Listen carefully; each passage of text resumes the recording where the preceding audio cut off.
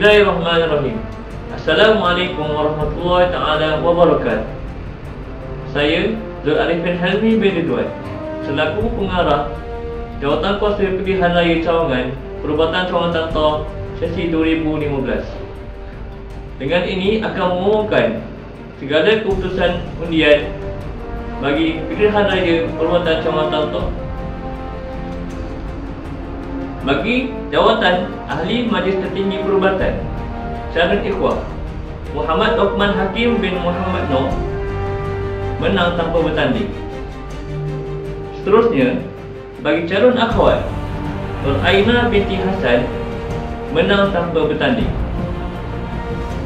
Seterusnya, bagi jawatan pengurusi Perubatan Cawangan Tantau sesi 2016-2017, calon Muhammad Syahrin Aminuddin bin Mahyuddin menang tanpa bertanding.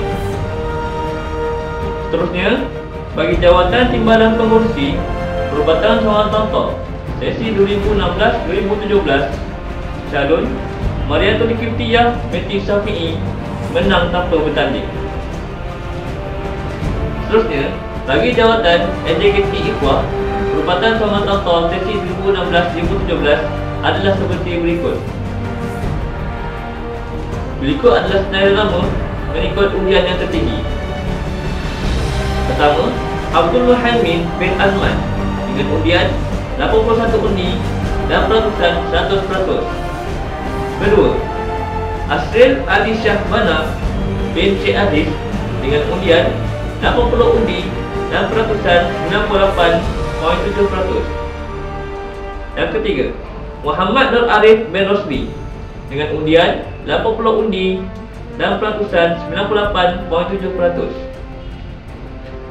Yang keempat, Anas bin Azmi dengan undian 79 undi dan peratusan 97.5%. Yang kelima, Muhammad Aiman bin Marzuki dengan undian 79 undi dan peratusan 97.5%. Seterusnya, yang keenam, Muhammad Zakwan bin Rafidi dengan undian 78 undi dan peratusan 96.2%. Seterusnya, yang ketujuh, Muhammad Irfan Zaim bin Abdul Latif dengan undian 76 undi dan peratusan 93.8%. Dan yang terakhir, Ahmad Haris Naufal bin Iskandar dengan undian 63 undi dan peratusan 77.8%. Seterusnya, bagi jawatan NJKT Akhwat Perubatan Cawangan Tantau sesi 2016-2017, berikut adalah calon-calon yang menang mengikut undian yang tertinggi.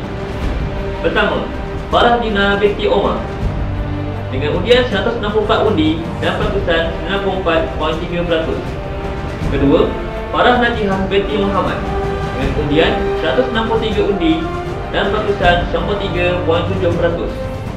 Ketiga, Wan Nur Basirah binti Wan Roslan dengan undian 195 undi dan peratusan 89.1%. Keempat, Farah Alia binti Mak Said dengan undian 153 undi dan peratusan 87.9%.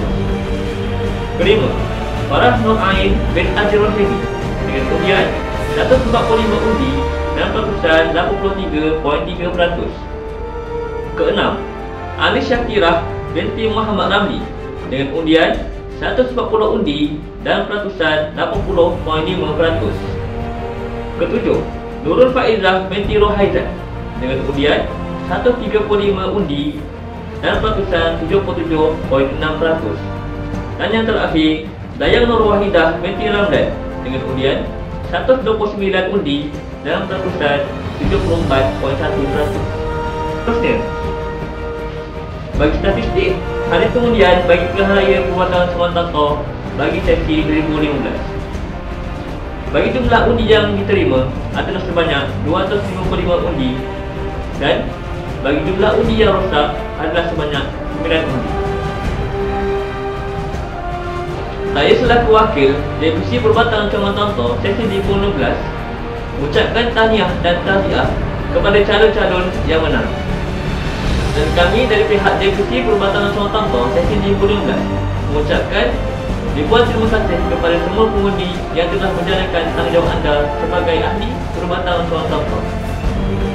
Sekian, wabillahi taufiq wal hidayah.